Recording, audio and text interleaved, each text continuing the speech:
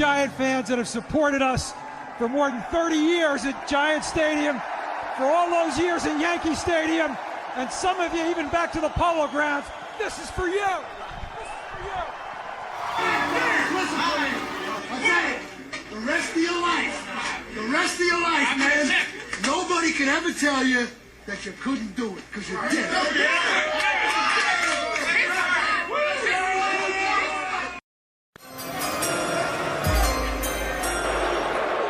With the second pick in the 2018 NFL Draft, the New York Giants select Saquon Barkley, running back, Penn State.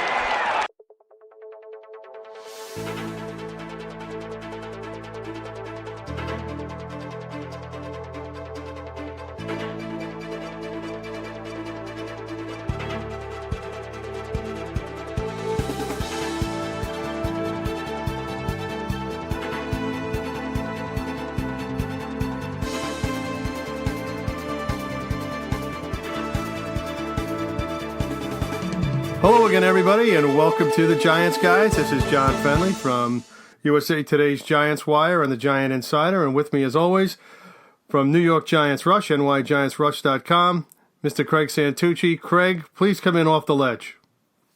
Oh yeah, I'm off the ledge, and I'm sitting here in the dark, trying to remember what it was like when we had fun on Sundays.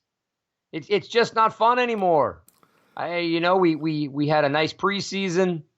We had hopes and dreams dashed on Sunday in Dallas. Can we open on the road against somebody other than Dallas? Because this, I'm going to read you something, which is insane. It's the fifth time in 7 seasons the Giants began their season in AT&T Stadium. And the fifth consecutive season they opened on the road. Their first road game was against Dallas. Unbelievable. Yeah, that's, I don't know, the NFL scheduler, at its best. I don't know, maybe they're appeasing Jerry Jones. I don't know how it works, but it's like basically saying that we're always going to play the Patriots in preseason, and we're always going to open up with Dallas. It's a staple. I don't know why it is. They want to open with big ratings. Yeah, okay. And look what happened. I don't think they got what they wanted. Well, Dallas fans will watch every down of the game. Giant fans probably turned it off somewhere in the third quarter.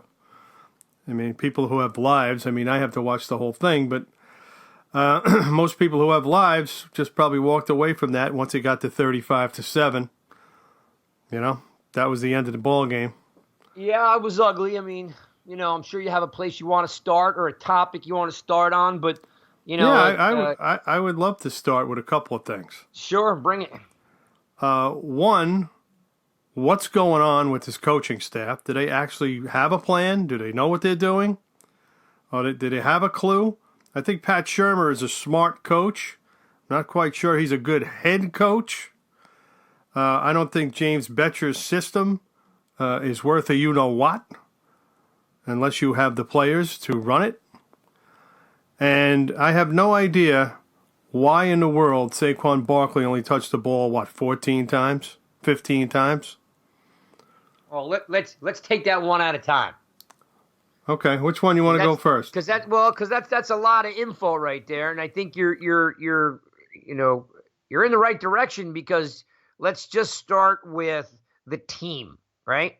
Let's start with the fearless leaders, and you got to second guess. You got to second guess this offense of, scheme that's in place. It's boring. It's very what would be the word? Pedestrian-like. Mm-hmm. You know what's coming. You know what I mean? There doesn't seem like a whole lot of thought put into what they're putting out there, or maybe it's the lack of adjustment. Okay, like from an offensive standpoint. Now, listen, I'm going to go out and say the same thing I've been saying, that you guys out there in Twitter world and everywhere else puts it on Shurmur because he's the head coach, and I say that when you're a head coach, you delegate everything that you do and you kind of oversee everything.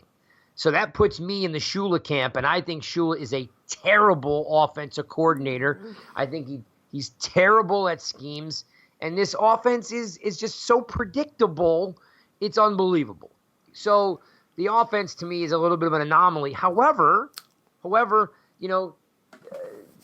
you could say that it's the first game, and they had 400, 500 yards, and it'll get better. On the defensive side, I'm sorry. That's just a train wreck. Dumpster fire, whatever you want to call it. Sinking ship. Betcher should be on the hot seat because I don't see this 3-4 hybrid 4-3 working. I wrote a piece yesterday as soon as I woke up in the morning on nygiantsrush.com.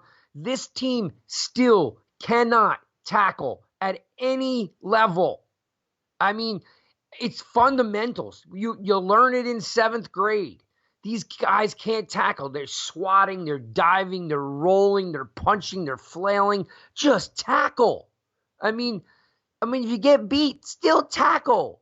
I mean, you can't sit here and tell me it's a lost art form. I mean, it's the game, tackling, right?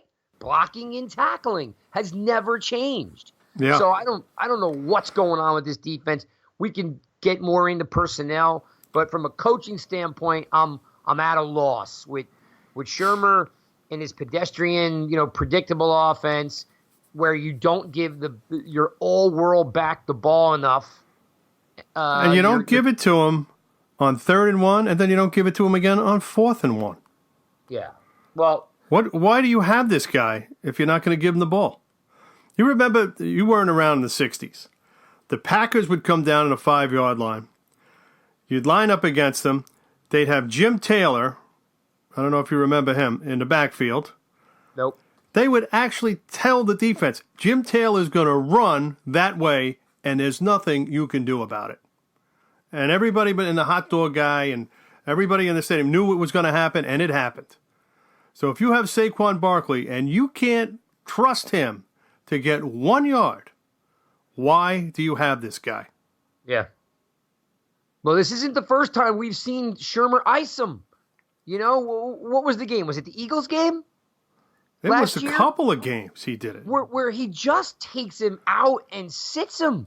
Like, it makes no sense when you have a back of this quality to not give him the ball. Even if you keep him on the field and don't give him the ball, the defense has to account for him.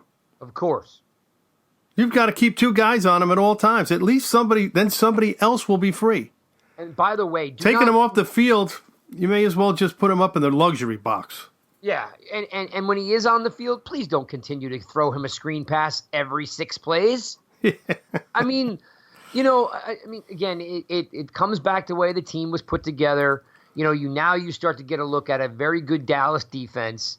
They bring a lot of pressure. You start questioning how the team – because here's the thing. From an offensive standpoint, there's a couple issues at hand. One is the scheme, okay? Is the scheme dynamic enough, in today's NFL? No. So that's a problem. No, it's not. The 3-4 only works if you have Lawrence Taylor, Von Miller, Khalil Mack. That's somebody like that. Yep. If you don't have a guy that the offense has to block with 2 men, it's not going to work. Which is what I said exactly yesterday is, the 3-4 was great, back in the 80s and the early 90s, but the NFL gave up on coaching, mentoring, and developing 3-4 outside linebackers. Like, they're just not there anymore. They're called edge rushers now, and they play on the line. Correct. And so if you're going to run this 3-4, you better have the personnel to run it, and they don't. Okay? And they just don't have that personnel. No. So Betcher, to me, who comes highly touted, and listen, we started the show off, I'm off the ledge, but you really got to ask put somebody else out on the ledge then. Please. Yes, I'm saying hot seat. Put someone on the hot seat. We cannot continue to lose all these games and just scratch our head and say, well, we tried. Like, are we really trying? No, because if you look at the roster, we went through it this morning, and they have 5 defensive linemen. 5. Yeah. You should have 8. Yep. If you want to win in the trenches, you need 8 guys. Well, you don't need about, 5. But let's put the 5 aside, right? Even if it was 5, if you have 5, you better have the best 5 defensive linemen you can find. That's right. They got 0 pressure, and none of them touched Dak Prescott. All right, well, if we're living on the defensive side, you got 2 issues. You have a scheme that either is not being coached correctly or the players aren't buying in or a combo of both, and you don't have the personnel. This team has no pass rush. I've been saying it. My website is named after it. We went crazy about the Jones thing, okay? Like, where was Dexter Lawrence? Where was he? Played 20 snaps. So much for him being a 3-down lineman. Unbelievable. 20 snaps. They made Dak Prescott look like John Elway. I mean, it was pitch and catch. And then all these defensive backs that we have stink. Now, actually, okay, I'm taking that back. That was an emotional reaction. But they weren't good on Sunday, that's for sure. Yeah, they weren't exactly. They weren't ready to play on Sunday. I'm asking why they're not ready to play. 2, let's just get right down to the players. As much as Antonio Hamilton might be a nice guy, he's a journeyman. He's a special teams guy. That's why he's on the roster. He shouldn't be playing defense. He is not capable of covering a number 1 or number 2 wide receiver. For one, they threw at him at least 3 or 4 times in a row. Well, if you're the quarterback, you get to the line, you have Jackrabbit on one side, you got this guy on the other. Who are you going to throw at? Exactly. So why? But here's what's killing me is, Beal goes down again, and you're plugging in who? Hamilton? Like, we've got other guys over Baker. Baker got in the game, and then he got burned a couple of times. He got burned by Amari Cooper down the sideline for a touchdown. Well, hang on one second. I'm going to get to Baker in a minute. Hamilton you could see he's not, and again, I'm not picking on him. I'm just saying it is what it is. Like, too much cushion, not physical enough, really bad technique. It was the softest coverage I've ever seen. They're playing 8 to 10 yards off the line of scrimmage. Look at the film. They're not challenging the receivers at all. Well, but after you let them catch it, you don't tackle them. Like, that's the idea. If you're going to keep the ball in front of you, keep it in front of you.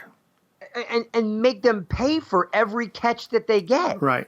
Like, that had to be the softest effort I have seen in Giant history. It was like nobody was hit. If a guy catches the ball in front of you, you punish him. That's what you do. If I'm Antonio Hamilton and I can't cover, I'm knocking guys out. Because just nowhere to be found. Then, we have 3 picks in the first round. We take Baker, and the same thing happens. Not only does he look slow, not only does he look a little bit lost in the system, which he just practiced in for the last 7-8 weeks, but his tackling was atrocious. Mm-hmm. Where is the physicality? He's supposed to be a physical corner. He was supposed to be a lockdown corner, and he looked like he was completely lost. So my take on what I saw is that when they come out against Buffalo this week, that thing better be singing out loud, and you better be able to hear the hits from the top of MetLife Stadium. Because not only can they not cover, but we can say, okay, it's new, they're young, they're rookies, new scheme. Okay, whatever excuse you want to make. There's no excuse for putting on pads and a helmet and not knocking the crap out of somebody. Listen, and don't for 1 second, don't think that, like, Peppers looked as soft as a banana on the 120th day. What a disappointment. Mm-hmm. I was expecting an entirely different game out of him. And again, we've got a bunch of stat guys out there. Oh, you Giants guys don't know what you're talking about because PFF said this. Look, man, I don't care. When you get lit up like that, I don't care what a PFF stat says. I don't care what anybody says. Like, the game is the game. If you have trouble covering, you better punish them for it. They didn't hit. They didn't cover. They didn't catch. It was literally almost like they were playing on 7-on-7 drills, and they forgot that they were allowed to hit the other team. And the other team had 11. Yeah. It was an all-around bad showing. Well, I have a solution right now. Bring it. Corey Ballantyne, put him out there. The guy is underdrafted, much better than his draft stock. He's a very good player. He's a great athlete. He can play physical. Get him out there. You know what I'm saying? Why do you have Baker out there if he's not ready to play? He still has a knee problem. He can't run 100%. I'd put Ballantyne out there. I think in the preseason he really played. I like the way he played. I'll join you in that conversation. You ready for this one? Yeah. This went under the radar all preseason, all camp. Shame on myself for not picking up on this sooner. But after the debacle on Sunday, I was looking into the roster. And do you have any idea what I found? Tell me. Julian Love. So here's a player that was ready for this one? Here is a Jim Thorpe finalist, at Notre Dame. Guess what position he played at Notre Dame? Wasn't he a corner? Yes. That's why you get paid the big bucks. He was a corner. Where do you think Betcher has him? They have him as a third-string safety right now. A third-string safety. A Jim Thorpe finalist is our third-string safety. Right. After Hamilton got, blown up play after play after play, after Baker couldn't hit nobody, tackle nobody, or catch anyone, you would think that you would either, put Ballantyne in the game. But if Which you're they like, did. okay, yeah, let Ballantyne play. But they never put Love in the game. But they never put Love in the game, and there's no reason. There's no reason on God's green earth that he's a third-string safety. I don't care. Again, back to the Giants guys don't know what they're talking about. Well, you know what? I know a little bit about football, a little bit, and I want to tell you that there's no way I'm converting a Jim Thorpe finalist from Notre Dame, big school, and make him a third-string safety. You're wasting the guy. Put him in the game and let him play. Okay, maybe he hasn't played any corner all at camp. It had to be better what we saw. If I put Love and Ballantyne out there as a slot or a dime, the nickel, anything, could it have been any worse than what it was? No, and I think you're going to see that this week. I think that's going to be one of the changes. That's got to be one of the changes because, Buffalo, they have a coaching staff and scouts. They saw what happened. Oh, and a quarterback that can throw 70 yards. And they have good receivers. They have that John Brown. That guy could run like a deer. He's crazy, that guy. You see him? The Jets couldn't cover him. No. And you know what? I hope this is also another, I don't know what you want to call it, a staple game for the Giants that, you would think we could win, but Betcher has to show up. I mean, like where's the corner blitzes? Where's the stunts? Why are they only sending 3, maybe 4 guys? Oh my goodness. In fact, I don't even care if they play different positions. I mean, ring the bell, wake the hell up. You're going to get fired, Betcher, if you can't figure this out. Listen, Carter didn't show up, and what do you call it? O'Shea didn't show up. But Golden played most of the game. I didn't hear his name. Yeah, well, I heard his name. He went off sides. He made a few tackles, but nothing behind the line of scrimmage. No. Set these guys free, please. This is your dumbass 3-4 system. The linebackers are supposed to be, dynamic ball players. Let them go. The best play Zoe Carter made was getting hit in the back of the head with the football. He had a pass defense by accident.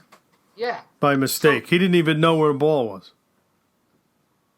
I'll give him credit for keeping stride for stride with the receiver. I'll give him at that. But, these guys got to show up. Coach has got to put them in a better position. And for the love of God, Peppers better watch some film. I mean, well, that was the knock on him. He's always out of position, gets caught cheating a lot. Great athlete, naturally, but he, these guys got smoked. Communication was terrible. Antoine Bethea was running all over the place trying to catch the guys that other guys missed. Yeah. Everyone says, oh, he's always chasing somebody. I said, that's because it's not his guy. Yeah. He was on his guy. Yeah. Yeah. He wasn't the guy that was messing up out there. And I mean, you're talking about, what was it, 5 touchdowns? I mean, 5 straight possessions with a touchdown. I mean, most of them right down the middle of the field. And I know we're going to get into this, but how? And I don't want to say this to sound arrogant, but how clueless are we if we're all sitting around blaming Eli Manning? Oh, I mean, come on. Listen, I don't care if you got Brett Favre, John Elway, Dan Marino. I don't care who you have. The only way you can blame Eli Manning if it's 35-35 and he throws an interception in the red zone. Then you can blame him for blowing the game.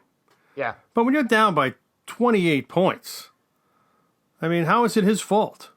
Well, if we're and you don't have Barkley in the game half the time. Oh, yeah. Yeah, and if you're segueing into the offense, I mean, I will tell you that, there are some plays, a handful of plays that are all over Twitter, about, a couple of rollouts, the third down, the fourth down, which we can get into. But here's the thing that I'm coming to the conclusion of after watching that game. And this is no way me posturing towards Odell or anything like that. But watching our receivers in preseason, they looked great for preseason, right? And now against a really good Dallas defense, what I'm seeing is lazy routes, rounded routes, no head fakes, no separation speed. And I'm thinking, oh my, stupid Tate, who's supposed to be the number 1 out here, blows it. And these other guys are just, number 3 and number 4 wide receivers. So these first 4 games are going to be tough. It doesn't matter what number they are. How come nobody's going down the field? You had one play for 43 yards, Latimer, and he caught it with one hand, backing up, actually. Yep. I don't think he was the primary on that. Shermer is oh, well, we took some shots down the field. No, you didn't. Well, we wanted to take some shots down the field, but you didn't. Well, did they? Maybe they didn't because nobody was open. I mean, these guys just throw it anyway. Run. Yeah. These guys, I remember the old AFL. First play, boom, 60 yards. If the guy catches it, he catches it. If not, you just tie it out to defense. Yeah, sure. You just made their cornerbacks run 60 yards. Yeah, Favre used to do that too all the time. You know what I'm saying? Make them work. Dallas, the defense didn't have to work at all. They stayed at a nice little 25-yard pen and kept the ball in front of them. They knew exactly what was going on. The first drive the Giants had was a nice drive because Barkley broke that run. They over-pursued the one side, and he just took off. And they missed the tackle. But they caught him, which was amazing. I couldn't believe. And he was running, if you look at next-gen stats, he was running 21 miles an hour or something like that, which was the fastest run of the day in the NFL. And they caught him. Yeah, the guy who caught him was fantastic. I forget who it was. A Woozy, maybe, or one of those guys. Wow. He must have been going faster, obviously. But that was a great run by Barkley. I thought he was in, and then all of a sudden, boom, somebody came and got him. Yeah, he ran out of gas a little bit on the end. Yeah, and he got pushed out of bounds. But still, without that play, what's their offense look like on the day? Dinks and dunks. Yep.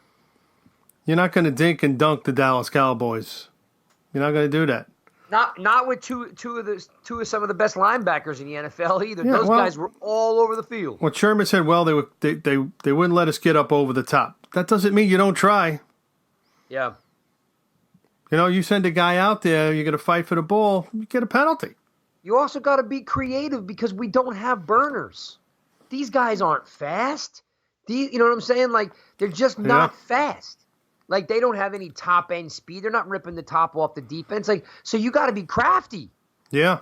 I mean, listen, whether you like Wes Welker or whether you like Julian Edelman or Randall Cobb, whether you I can go on and name a bunch of other slot receivers. Like, you got to be crafty. You got to find soft spots and holes and sit down. You got to find space for these guys. So the linebackers start playing more, conservative. But, like, if you don't spread the defense, everybody plays up tight. Mm-hmm. Yeah. I mean, and nobody's on their heels. Everybody's on their toes. Yeah. You got to get them backing up. I mean, God, how many screens and check downs do they run? So is that like a case of Eli being afraid to throw it? Is that a case that these guys are just not open? He's still a little gun shy. Yeah. Oh yeah. Even though the offensive line played a really good game. Played a good game, and I'll give credit where credit's due. Evan Ingram had a real nice game. Again, but he didn't catch a pass more than how many yards? I don't know. I'm gonna look that up because he had a couple. Well, he caught and ran. Yeah, but like last year, he would have dropped that. Well, he had 11 catches, 14 targets. I mean, they're using him, which is fine. But at the expense of Barkley, I don't know. That's not a good use of Barkley. Well, again, I don't know why you ice ice him like that. It doesn't make a whole lot of sense. I mean, put him in the offense somewhere. I would line him up in the slot. If you don't want to hand him the ball, line him up as a receiver. Make the defense work. They don't make them work. And their defense doesn't make the other team's offense work that hard either. With no pass rush. First of all, the Cowboys have a very good offensive line and everybody's healthy, right? Yeah. Well, Lawrence looked pretty healthy, yeah. No, I'm talking about the offensive line. Oh, my bad. Yes, they're all healthy. So now you got three guys. One of them's a rookie. One of them's Tomlinson. And the other guy's B.J. Hill, who, had a decent game. But he didn't get any pressures. No, and he got poked in the eye like the first 5 minutes of the game. I mean, he made some tackles. I mean, he strings the run out pretty good on his side. He's very good that way, but no pressure on the quarterback. Nothing. And, this is just Dak Prescott. You still have to play some, guys. You have to play Brady. You have to play Carson Wentz twice. Yep. I mean, come on, man. You got to get pressure. Otherwise, they're going to be shooting fish in a barrel. It's going to be easy. Well, that's the thing. I mean, like, literally, if Betcher wants to keep his job, he needs to flip the switch this week. You can't have 2 bad weeks. No. Especially against a team like Buffalo. Their offense isn't that good. Okay? They're not a very good offense. You saw last week they were able to come back on the Jets, but I think a lot of that had to do with C.J. Mosley getting hurt coming out of the game. Well, that's a good point. Because he runs the whole show out there. Without him, I think they were a little disorganized. Unbelievable. And you know what? When it comes to Eli, I had a stat for you. Let me see if I can find it.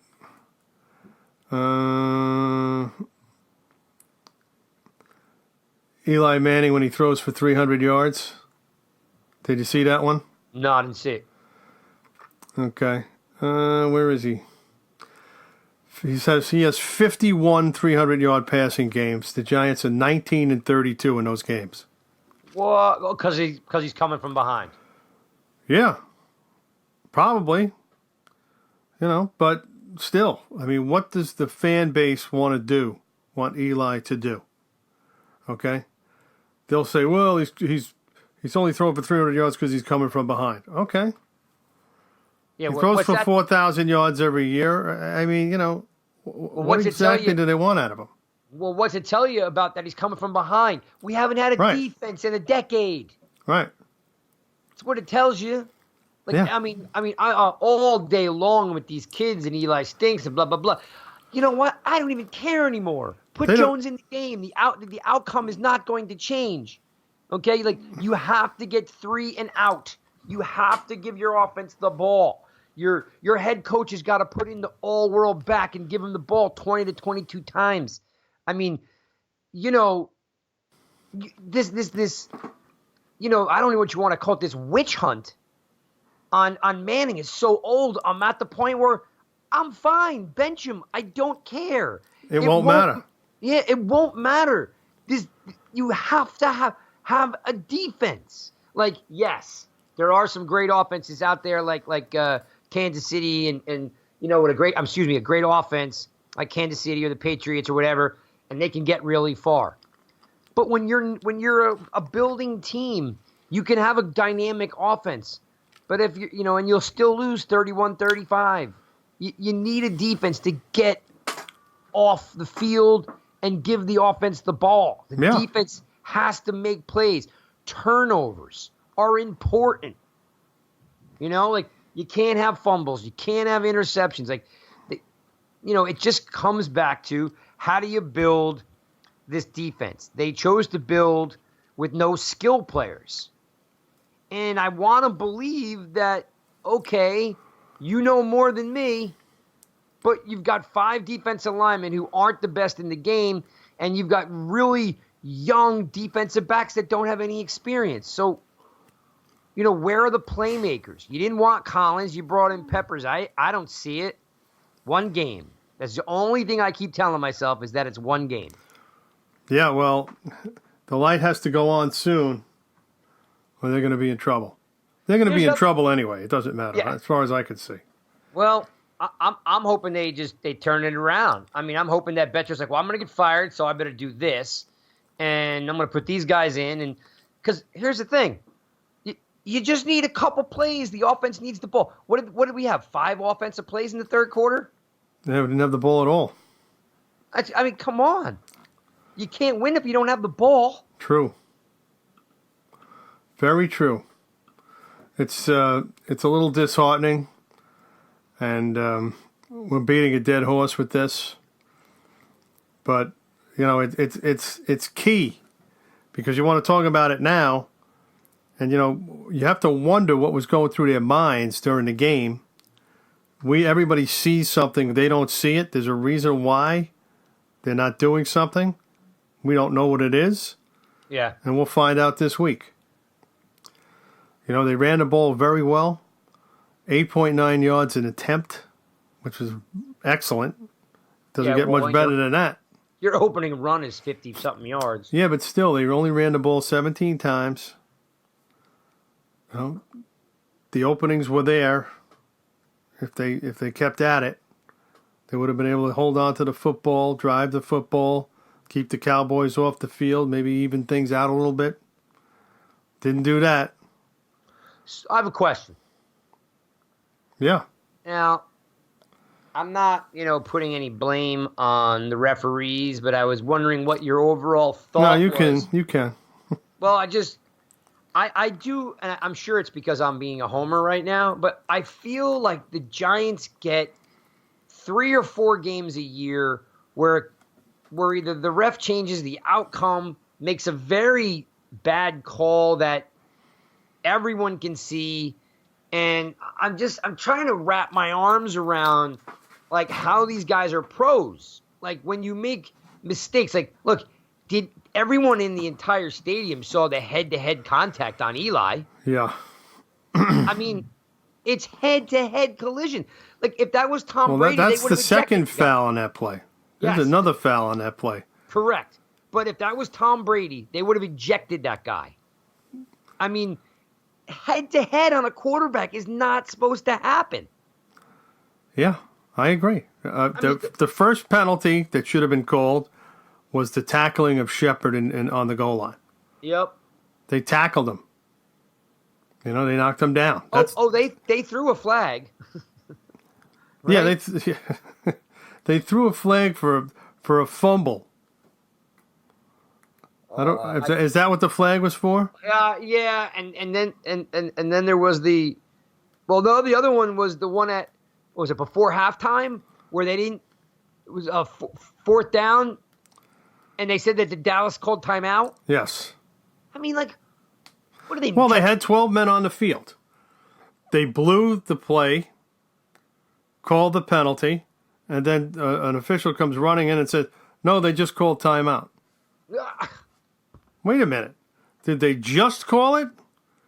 Or did they call it before we called the penalty? Like, how does that stuff consistently go, unchanged? I mean, like that's like when the head of referees gets on the phone, gets in the guy's earpiece and says, "Do that again, you don't work this month." I mean, come on. No, I agree with you. I mean, those were two terrible calls or non-calls. And, it did affect the game because the Giants had an opportunity to put some points up in both of those instances, and they didn't do it. They ended up giving the ball up on downs in the first half, and they turned the ball over when Eli got hit in the head. So they got 0 out of all of that. You combine that, a couple of more scoring drives with, a little better defense, you have a ball game. But let's face it, Dallas was scoring at will, and they just took their foot off the gas in the third quarter. It was like pitch and catch. I mean, how many plays did what's the receiver? Not Cooper. Michael Gallup. Gallup ran right through the center of the field untouched. Yeah. It was almost like, he's not my guy, not my guy, not my guy. All of them did. Cooper was wide open. Cobb was wide open. Blake Jarwin scored again. I don't know. If I'm an NFL safety and a wide receiver catches a ball over the middle, I'm lights, and I'm putting that guy's lights out. I mean, these guys didn't even tackle him. When you're having issues like that, and a very astute reader of mine said to me, he said, "You just put a guy in center field and keep him there. Just keep a guy in the middle of the field. They won't throw it there. Yeah. Just keep a scarecrow there. That's how you stop that. Just have a guy stand there and if somebody comes at him, he tackles him with the ball. Otherwise, he doesn't do anything. Okay, they'll have to use the sidelines, and that's a little bit more difficult to do than laying it over the middle, little pot passes.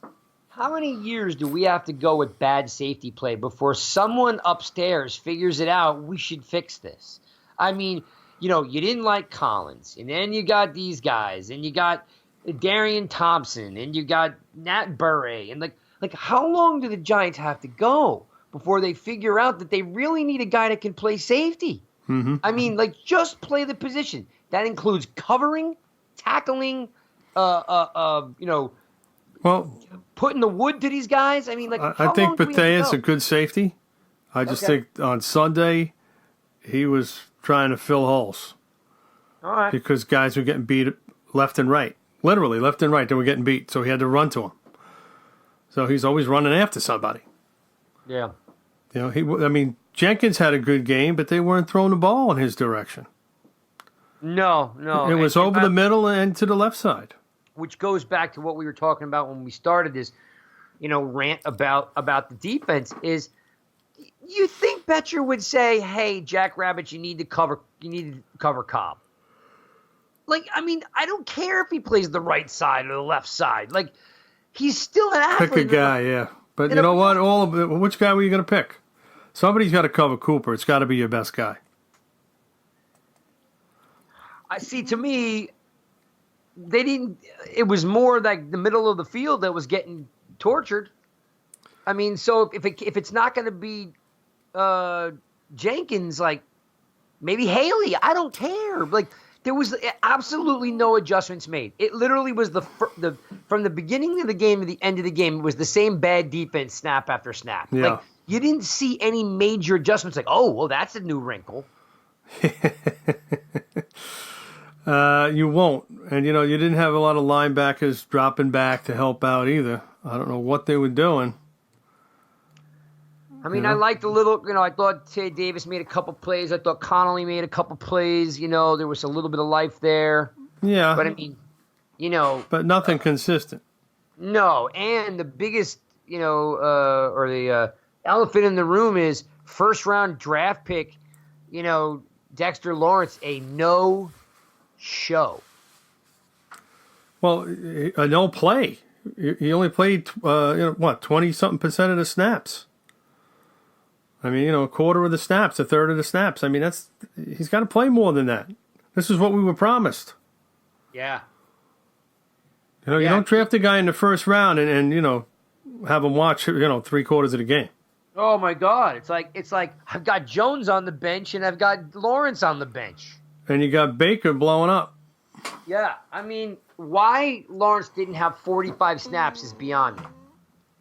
Right. I just don't get it. Yeah. As a matter of fact, I'm going to go to the snap counts. I'm going to tell you right now who was a man and who wasn't in that game. Defense. Ogletree, 68 snaps. That's 100%. Yep. Bethea, 100%. Jenkins, 100%. Peppers, 99. Golden, 81. He was on the field for 55 snaps. He didn't even breathe on the quarterback. Think about that. Carter, 50 snaps. Same thing. Nothing. Hill, 46. Haley, 43. Hamilton, 36. That's 36 too many. And Tomlinson, 31. Davis, 31. Baker, 31. Pierre, 30. Lawrence, 28. Wait, which is 41% of the snaps. I'm sorry. You said Pierre had how many snaps? 30. I don't even think I heard his name called. Yeah, you don't even know what number he is. They could have cut him and I wouldn't have known. Yeah, he's 72. He's wearing OC's number, but he's far from OC. Oh, yeah, you can say that again. I'm like, I didn't even know he got in the game. That's how, impactful he was. McIntosh, 17 snaps. All right, Kareem Martin got hurt. Ballantyne had 9 snaps. Chandler only had 1 snap. He should have more than that. Right? Of course. And Julian Love, 2 snaps on special teams. Yeah, that's just the least of anybody on the whole team. Except for Spencer Pulley, who didn't play at all. What do you think of that? You know what I think of that. I'm thinking that, I'm looking at the box score. Your all world, strong safety, or I don't even know now if they're interchangeable or not. But Peppers had 6 tackles. Bethea had 4. Ogletree 4. Jenkins 5. Hamilton 4. Haley 3. Hill 1. Davis 2. They didn't tackle anybody. I'm surprised they even had that many. I'm sitting here saying, I didn't see any of that. Yeah, but I'm looking at it past not seeing it. How does your starting outside linebacker have 1 tackle? 1 tackle! How is that possible? I don't know. I mean, your starting defensive tackle, Tomlinson, 1 tackle. Yeah. He got schooled. At least take up some space and don't let the running back get through the line. Lawrence and Golden had no tackles. Right. They had an assist, yeah. Yeah. I mean, come on. Listen, I'm not pining away for Snacks, but I'm pining away for Snacks. I mean, Snacks was a difference maker. This was, again, it's game 1, people. I get it. You're like, these Giants guys are crazy. They're off their rocker. But we've been losing a lot of games for a long time. You after going 4-0 in the preseason, you did have at least the feeling that if the Giants lost, it would have been 27-20. You would have thought something like that. Not getting blown up. It was closer last year.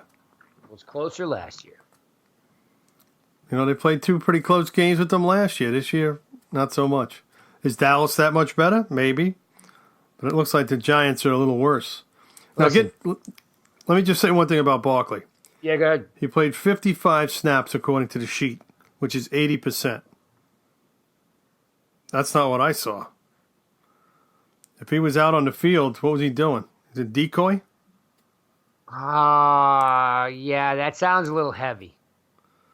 Because he had 11 carries, 4 receptions, and 6 targets. So out of the 55 snaps, the ball went in his direction how many times? 17 times. Yep. Oh, and that's the complaint. You know, and you know, if you haven't seen the injury report, Shepard's in concussion protocol. Yep. You know, he had 42 yards. Fowler had 40 yards. Barkley had 19 yards. Latimer had that long catch, so he came up with 74. Yep. Gallman with 24. Ellison with 8. I mean, just, you know, I'm glad Ingram had a good day, or we might not have scored the 10 points. Right. They should have had more than 17 points, as we know, but that's neither here nor there. We'll chalk it up like you said. 1 game, 1 week. There's 15 games to go. So that's how you have to look at it. You know? I'm trying. I mean, I'm trying. Like, they should come out pissed off. Betcher literally has to flip the switch and change what they do. I mean, you're never going to get anything out of Shula. No offense. Probably a nice guy. Well, he doesn't call the plays anyway. Well, I think during the game, anyway, he doesn't call the plays. I don't know what he does, but well, I'm assuming he's implementing the offense all week. Yeah, no, he has plenty to do, but he's not making the actual calls. Shermer is making the calls. Yeah, agreed. I mean, he may be ensuring the personnel is there, making sure everybody's on the same page, which I thought the offense worked pretty well. You know, considering they moved the ball, they had 470 yards. Yep, yeah, a lot of junk time though. Yeah, but you know, in that first drive, you know, they drove right down the field on Dallas. Well, that's why when the game started, I was feeling really confident that it was going to be a competitive game. Not necessarily win, but competitive. And then literally from that extra point kick, it literally unraveled. Yeah. You know, it was like penalty. Yeah. You know, huge play. Just like it just completely unraveled. They never got their footing again. They were playing from a hole. I mean, they scored 14 points in the second quarter and 14 points in the third quarter. Like, they didn't have a chance to breathe. You know, and because the defense can't get off the field. True. Unbelievable. So overall, you know, you've got, injury-wise right now, they're talking about Shepard, concussion protocol, right. Kareem Martin with a knee injury. Right. And if you haven't seen the wire, the Giants signed a linebacker from Pittsburgh today. I'm looking up his name now. Skipper. Yeah. So they signed Skipper. You forgot that Zeitler has a shoulder injury. Oh, yeah. They said he should be okay, but yeah, he's got a shoulder. No, he's going to play. The Giants are 2-point underdogs against the Bills. At home. Yep.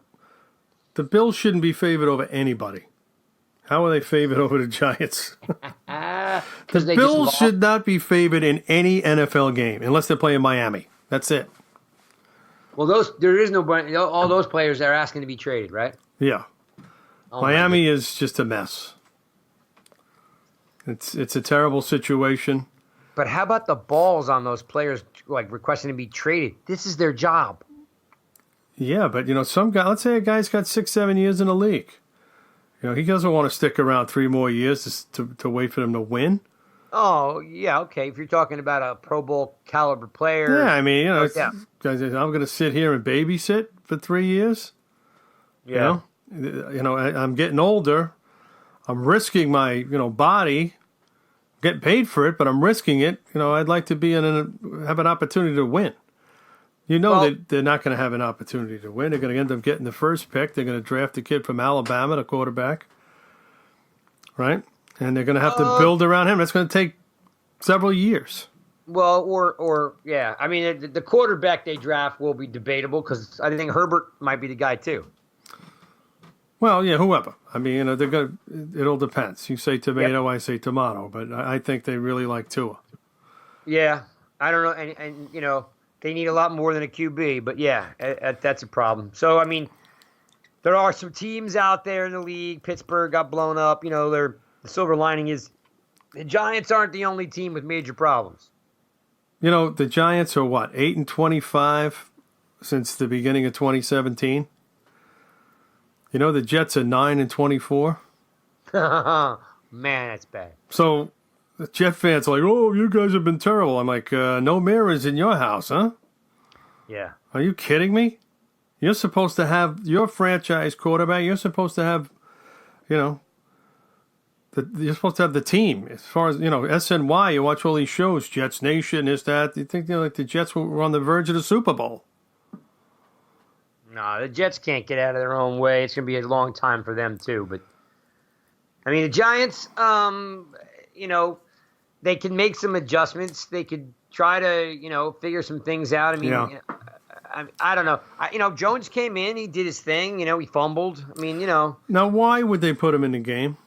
I Why would they wait all the way to the end of the game and put him in? Why not just put him in the beginning of the fourth quarter? Game's over. Dallas is already, got one foot on the bus. Yeah. A lot of their guys had their pads off. Yeah, well, yeah, at that point, yeah, right? I mean, they're playing the game. They're playing the game, the Eli game, the Mara game. But what's the point? Eli's gone. He's not going to be here for much longer. This is it for him.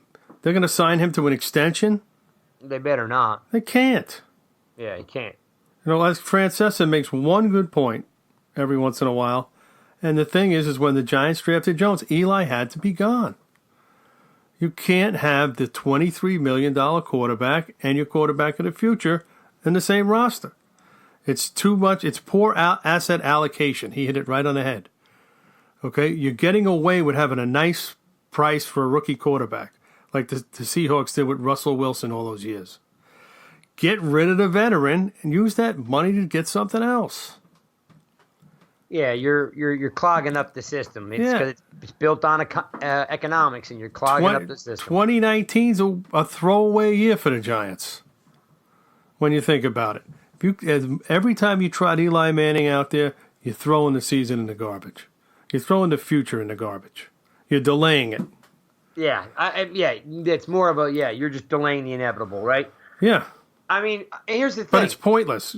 Let's say they would have won the other day. Okay? Let's say they go 8-8 this year. What is that? What are you going to bring Eli back now? For another 8-8 season? No, you can't do that. But I'm on the fence because Eli's not the biggest issue you have. No, he's not the issue at all, but I'm saying look at all the money they burned this year. Yep. They had to eat Vernon. They had to eat Beckham. They had to eat snacks. And Eli's $23 million towards the cap. They were actually over the cap until they had Nate Solder agree to a restructure the other day. They couldn't start the season over the cap. Somebody had to come with their hat in hand, right? So it was Solder. It had to be somebody who was making some kind of money to make a difference. So they were like close to the cap or over the cap. And I think he gave them $5 million. So now now they're under the cap. But still, they shouldn't even be close. There's some teams that have $50 million in cap space and are 10 times better. Yep. Look at the Colts. And that's even with paying Andrew Luck. They're still agreeing to pay his bonus this year. They still have $55 million. Well, big picture is that, you have to throw Eli a retirement party after this year or he's got to go. Because, again, it is, like you said, it is a throwaway year because if you went 8-8, what would you do? Bring him back? That would be a mistake. But, also... Yeah, but just watching the game the other day, I said to myself, what are they doing? Are they rebuilding or are they trying to win? You can't do both. Oh, yes, you can. They said, no, you can't. You either rebuild or you go for it. So you're telling me you're going for it. But you're trying to tell everybody, well, we're also rebuilding. Well, because, yeah, again, economics is... When you come to the fork in the road, you can't take both roads. No, but they can't eat another 20, so he's got to play. You know, they're not going to eat another $20 million after you just, rambled off a pretty deep list of people that the Giants are still paying. Like, people don't realize that even if they wanted to cut Eli, he's got all this guaranteed money. You're still going to pay. All of that was done before the draft. Correct. The only thing was his salary, the $17 million. They would have saved $17 million by cutting him. You know that. It was only the $6 million bonus, $6.5 million, that they owed him on March 1st. A roster bonus. Oh, he's already been paid. So once he gets that bonus, okay, you're already into him for $6.5 million, and then he gets $17 million as his salary for the season. So, and his cap number is 23-2 because of that. His cap number would only be 6.5. Dead money? Yeah. That's what people were talking about. If you cut him at 6.5, okay, not 23-2, you save the $17 million. You don't have to pay him his salary. The problem was nobody knew what Jones was. Not even the Giants knew. I know, but still, either you're going to go in a direction or you're not. And right now, they're not going in any direction. And that's why you have people still asking Shermer every day, who's your starting quarterback? Yep. And I just don't, honestly, like, we've been losing for so long. I know this is going to sound crazy coming out of my mouth, but, like, I don't even care anymore. I just want to compete. Like, I can't tell you the last time they competed. Like when they're winning. I can. Yeah. Oh well. Yes. Okay. I was being facetious. It was 2016, but that's the only time they've competed since they won a Super Bowl. And that was lightning in a bottle. Somehow that they had no injuries that year. No injuries, and Spags had them playing defense. Yeah. They had a top 10 rated defense. Yep. And that was 1 year. They sucked before that, and they suck after that. Like, so for me, I just want them to compete again. Like, I don't want to see 4 games, the defense choke away 4 games when you're winning with 5 minutes left in the fourth quarter. I also don't want to see them get blown out like they did Sunday. Like, there's so many moving parts to a football team, and, like, the Giants don't seem to get any better at anything. Like, if you took Barkley off this team, they'd be the worst team in the NFL. They just might be the worst team in the NFL anyway. Miami. They were close last year, the last 2 years. They have only Cleveland has a worse record over the last 2 years. Yeah, and like, that's a whole nother story. All I'm looking for is, like, let's get better at something and go for it here. You know what? I'm going to draft Josh Allen and let him hit the snot out of every quarterback that comes in the stadium. Why do you think I went ballistic when they didn't do it? Okay, here's what you got. You've got a defense that no offense in the league, no offensive coordinator loses sleep over. If you put a Josh Allen on that defense, he's got to take a sleeping pill to go to bed. Yep. He's got something to think about. But they don't have any players like that. Instead, you drafted a quarterback that you don't play. And, by the way, there's 6 quarterbacks in next year's draft. Right. You drafted a quarterback in a pass rusher draft. Last year, you drafted a running back in a quarterback draft. What are you going to draft next year? You're going to draft a pass rusher in a quarterback draft. That's what you're going to do. And, again, like, I'm still... Is this guy out of his mind or what?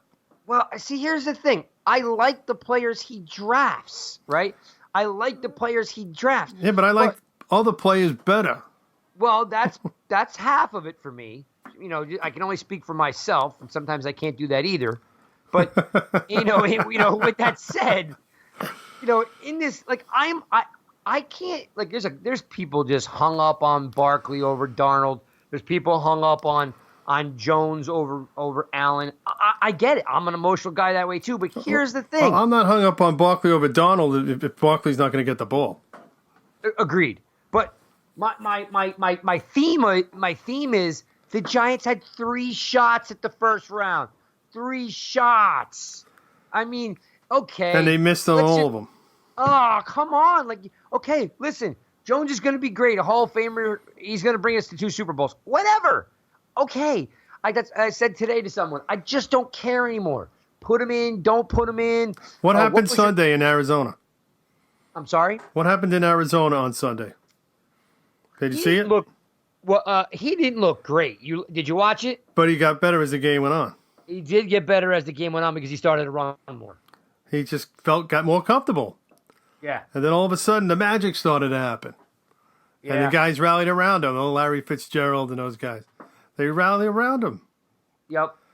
And again. And they have more buzz than the Giants. They have positive buzz. Even though they got a tie, it was a positive buzz. Everybody went home happy. Yeah. That there was a good future to come. Yeah. I'm there were so many people. You didn't need to draft Lawrence and you didn't need to draft Baker. Like, there was just so many other quality guys out there. I mean, you could have had just, I don't know, Allen and Burns and a couple of these guys. Like, just you could have had a lot of other guys. You could have had a lot of other guys. I don't even want to get into it. Yeah, because that's all I want to do is compete and make some plays. I mean, did Dak get sacked at all on Sunday? No, he only got hit twice, and it was the love taps. And by the way, I think the 2 times he got hit was in the first quarter. They never sniffed him again. Yes. When I think about it, I was watching Giants Chronicles on MSG. Bob Papa has this show. And they talk about all, Giants throughout history. Brad Van Pelt was the subject. And I remember when he first came up with the Giants, he was a 2nd-round pick. He was a defensive back with Michigan State, but he played other positions in college. When the Giants got him, they really didn't know what to do with him. Like, he's kind of big for a defensive back, so they tried him at linebacker, and he was having issues. And the Giants had a linebacker coach by the name of Marty Schottenheimer. Yeah. Back then, maybe you've heard of him.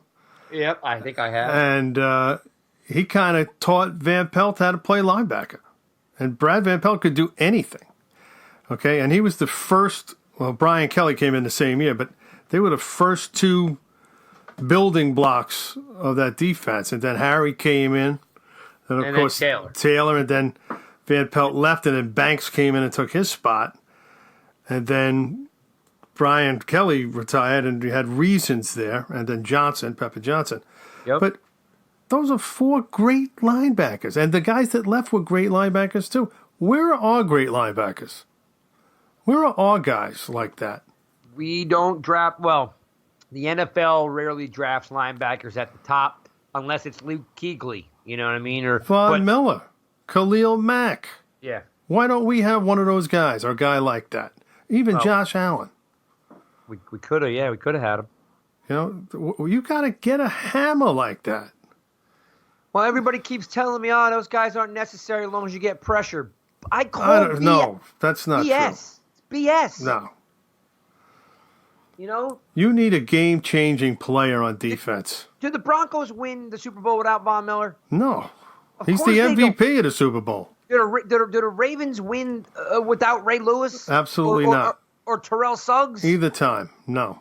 I mean, you can go out through history. There are some teams that win with just offense, but there's a whole lot more that got nasty defenses. Let me run this by you. When the 49ers won their Super Bowls, what was the difference in those teams versus the other teams that didn't win the Super Bowl that they had?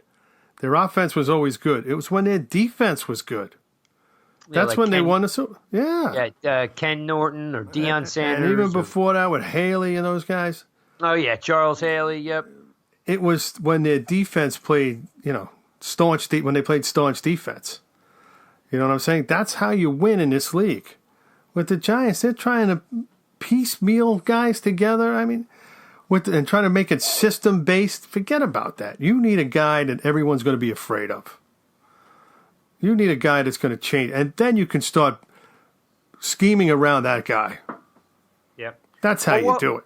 Well, listen, we gotta hope that Betcher's the guy, because we're gonna know if he's not the guy by middle of the season. Well, not if he's going to coach like he's been coaching.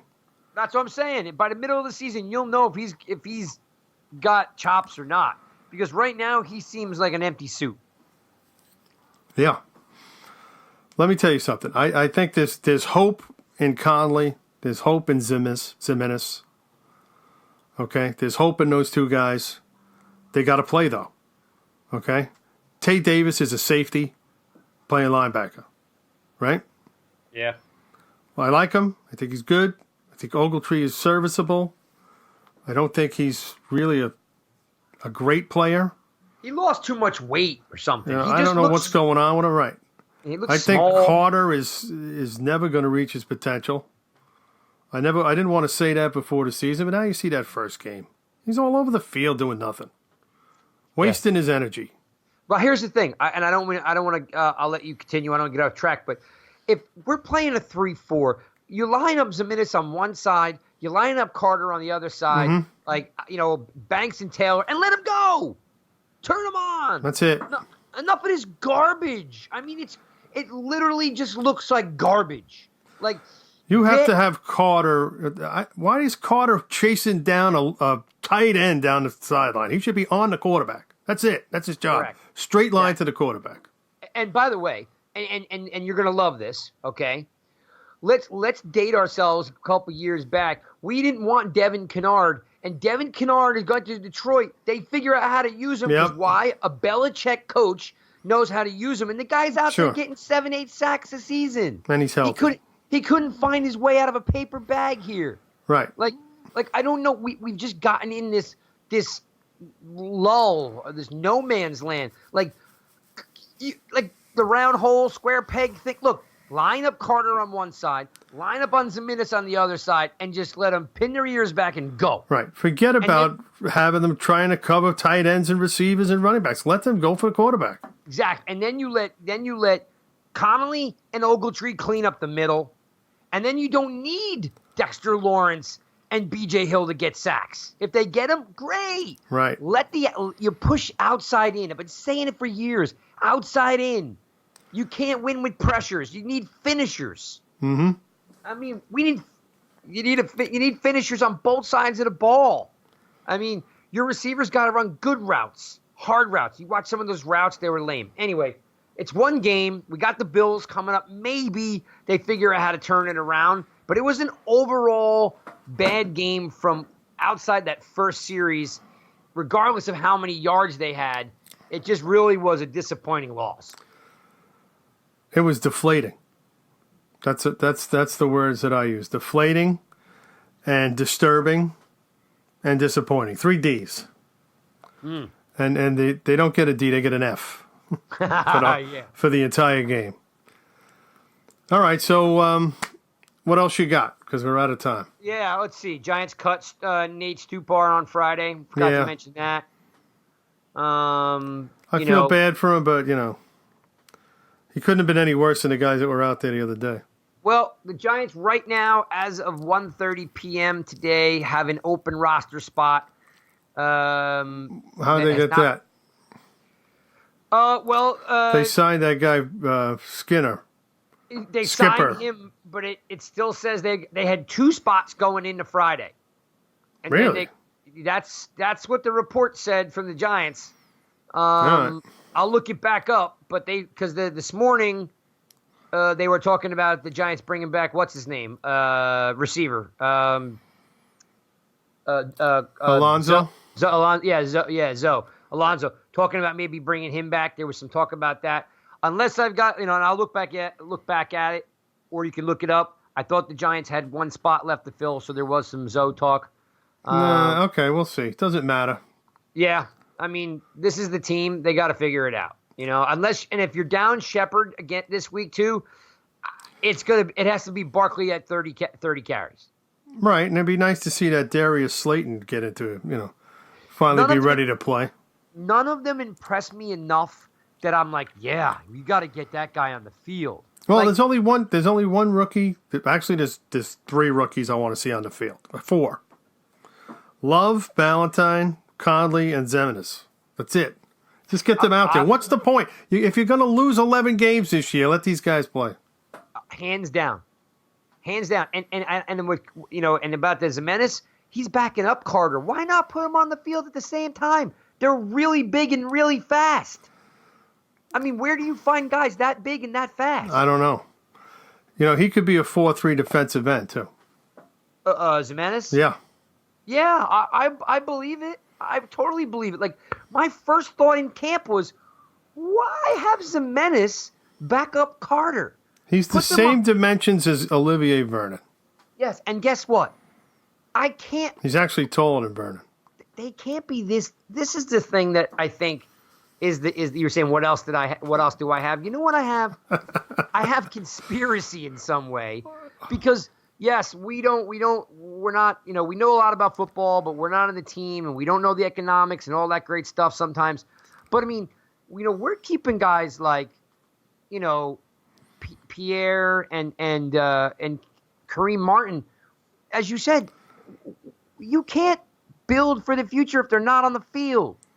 There's no reason why against the Bills that Connolly's not out there with Ogletree, that Zemenis isn't on the opposite side of Carter, and Ballantyne and Love are on the field. There's no reason. And if they're not, you really got to question the whole coaching staff. I keep telling people, because I gave up the ship a while ago, you're not going to win this year.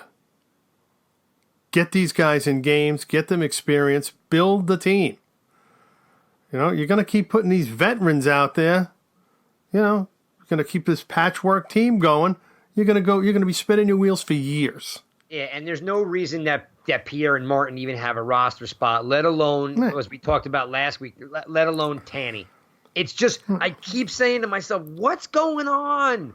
Like, why are we making these decisions? Bill Belichick wouldn't make these decisions, and we should be modeling our game after Bill Belichick. Yeah, and Bill Belichick has a different, he's in a different spot in the league right now. He's the best team. And he does have patchwork guys, but guys that he drafts that aren't going to help him, somehow they find their way to IR. You ever notice that? Oh, yeah. And by the way, you're like, did that guy get hurt? I don't know. He's on IR. He's a master of that. Yeah, he's on IR, this guy. And somehow he gets Antonio Brown? Yeah. Can you imagine that? No, I can't imagine that. We're working with. They don't even need him. We're working with Russell Shepard and Benny Fowler, and you're telling me the best team in football gets Antonio Brown? Like I'm telling you, it feels like I'm in the Twilight Zone sometimes. I'm like, just go for it, do the right thing. Crazy. Oh, I didn't want the Giants to go for Antonio Brown. No. That's not. Come on, we've been down that road. No, that's not what I'm saying. I'm just saying that the best teams find a way to make a difference. Like they make adjustments that really make a difference. Instead of just, let's try that. There's no coaching up in the NFL. A player is what a player is. Yeah. Antonio Hamilton shouldn't have been on the field from jump. Right. From jump. Like the minute that guy stepped on the field to start the game, they should have basically blew the whistle and said, this game's over. The Cowboys smelled the blood in the water and went right for it. Exactly. Like, why would he be starting for the New York Giants on opening day versus Dallas when you've got Haley, Love, and Ballantyne? And again, I know Haley moves around, but... No, Haley and Love are inside guys, but I would have put Corey Ballantyne. I would have started him. Yes. Let them pick on him. At least he fights for the ball. Yes, and Love is only an inside guy because Betcher made him an inside guy. He was a corner at Notre Dame. Yeah, but he's probably better off suited at this level as a slot corner or a nickel player or whatever. That's fine. Then you know what? But he's got to be a better cover guy than Hamilton on the outside. There's again, and then that goes back to the fact that Beal is hurt again. Like, we gave up a pick for that. He hasn't seen the field in 2 years. Mm-hmm. Yeah. So it's like, that's just bad luck. It's bad luck on top of bad decisions. And after a while, they all start to blend together. Because I'm telling you, I know I know we just kind of disagreed a little bit on it. I was like, I love the players that Gettleman's drafting. I really do. But it's the outlying decisions that I don't get. Draft them, don't play them. Draft them in the wrong slot when you can get them somewhere else. Right. Don't draft them, but then don't play them. Like there's like this weird nuance to it. Like I'm going to draft great, crap the bed on free agency, then not play the guys I drafted, and then draft them in the wrong slot. Like it's just, I don't understand. And sometimes I think it's because like guys like Betcher and Shermer aren't made to be, head coaches and coordinators. Like they're better soldiers than they are leaders. Yeah. I think you might be right. I don't dislike either guy. I mean, no, the issue that I have with Shermer, okay, is he's laid back. I mean, he does, get upset at times, as we saw the other day. But the thing is that as a head coach, look at his record. I mean, he's been with some bad teams, but still, a good coach wins more than he's won. It's interesting you brought that up. So, Sunday marked Pat Shermer's 21st consecutive year coaching in the NFL. Right. Now, he's a great assistant coach and coordinator. Yep. One of the best. Yep. Let's put that. Let's plant that flag right now. But a head coach is a different skill set. Very different. And I don't know if he's got it. I really don't know. Maybe the Steelers are fired Tomlin. Yeah. Well, he's not my favorite coach either. No, I'm just grasping for straws. That I just want someone who kicks somebody's ass and get it done. Like I don't want any more of this wackiness. Like, just give me a football guy. My favorite coach of all time, Bill Parcells. Wow. Is that my favorite? Is that not everybody's favorite coach? Guy would be coming off the field. He'd just give it to him. Yep. And he'd give it to his unit coach, too. You better get somebody out here to block.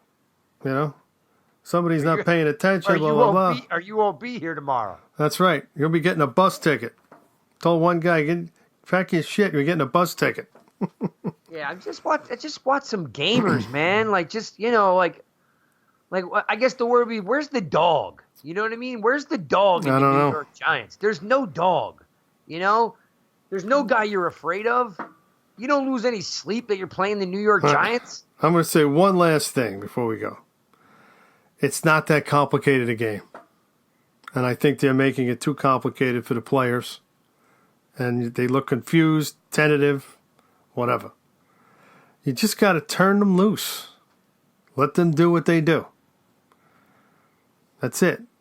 Just let them be comfortable in what they do. Don't, try not to bang that square peg in the round hole like we always talk about.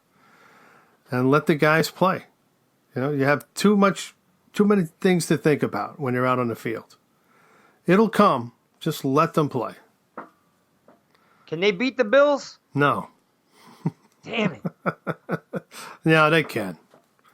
The Bills aren't a good team. Good, not good. They're not a bad team, but they're not a good team. I mean, they're not an explosive team. They're a big team, though. They got big guys. That quarterback loves to throw the long ball. It could be a long day for us. He's very wild, very undisciplined and erratic, yes. So maybe they can get some turnovers. But, if he's hot, then you're in trouble. So I don't know if him getting hot means that we're in trouble. We might be in trouble anyway. Yeah. If Shepard doesn't play on Sunday, we're already in trouble. Yeah, it doesn't, when you're in the protocol, it takes a while to get out. So it's usually a game, at least. Yeah, I always sometimes more. I always thought it was a minimum of 2 weeks, to be honest with you. Yeah, like I said, it takes a while. They really want to clear you, make sure you're okay. So let's keep our fingers crossed. So that's why I'm not optimistic about him for this week. Well, hell with it. Then bench all the starters and bring all the rookies in. Burn the house down. That's I don't what know I what said. to do. After watching last week, I'm like, what are we doing? Let's just play the guys that are going to be here for the future. Play everybody who's got 4 years on their contract and greater. That's it. Right? Listen, there's a lot of truth to that, man. Because, you get into these whole things like you're going to have to pay B.J. Hill and you're going to have to pay, the Carters of the world and the Barkleys of the world. Like, well, if you're going to have to pay him, then get him on the field and let him play. That's right. That's right. So that's all I got. That's it. We beat the dead horse again. We did. Monday Morning Manning is up. I did a piece called "The Giants Can't Tackle," yesterday because they can't. Should write a song. Yeah, exactly. Yeah, definitely write a song. I'm getting a ton of feedback on Twitter about Eli's fault. So I'm leaving you with this. It's Eli's fault. This statement. That's another song. Exactly. Here's the thing: whether Eli should be starting or not isn't the issue because he's going to start until they're really bad. But don't go in. I don't want you guys to go all week long pouting that game was lost by Eli Manning because of a really bad 4th down and a 3rd down play because he threw the ball too late on the grounding penalty, and then because the receiver was open at the top of the route on the hash. He waited for the tight end to clear, which was too long. If you watch the play, he rolls out. The time he crosses the hash mark, it's too late. He's waiting for Ingram to break. It's too late. The pass was inside the number 83, and I can't remember his name. Number 83 was open in the middle of the field. Eli never saw him. Takes a grounding penalty. The other play, I think that's that new tight end Tomlinson. Yeah, that's right. Tomlinson's open in the middle of the field. Eli doesn't set his feet quick and hit him at the top of the route. Instead, he keeps rolling past the hash. He waits for Ingram too long, and then Van Der Esch is in his face, and you get the grounding penalty. Also, what people don't realize is if you go back and watch that play, Barkley actually, I'm not killing Barkley because I love Barkley, but he gives you such a bad play action fake that the linebackers never bit on the play anyway. So they just ran in the flat with Barkley and he wasn't open. If Barkley had actually given a really good play fake, it would have froze the linebacker or the linebacker would have bit and then Ingram would have had more space or Tomlinson. So people, please stop putting all this on Eli and stop analyzing 4 plays that Eli had. It was 60 snaps that the defense sucked at. You know what I mean? You just can't pull 4 plays out of the entire day and blame the loss on Eli. Is he a part of it? Sure, he always is. But right now, this is about not being able to play defense. I'm out. I'm good. It's all you. All right, folks. So until next time, this is the Giants guys, and thanks for listening.